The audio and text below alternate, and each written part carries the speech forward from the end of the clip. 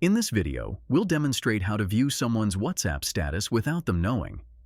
But before we delve into this method, I'd like to invite you to hit the like button if you're excited to learn this WhatsApp trick, and don't forget to share your thoughts in the comments below.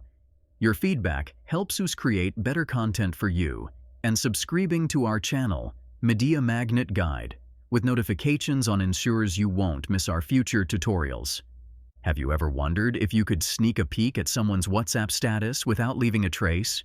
Here's how you can do it. Make sure you have the latest version of WhatsApp from the Google Play Store for Android or the Apple App Store for iOS. Open WhatsApp on your device. Select Settings. Choose Privacy. Find the option for Read Receipts and turn it off. With Read Receipts turned off, you'll be able to view someone's WhatsApp status without your name appearing in their viewers list.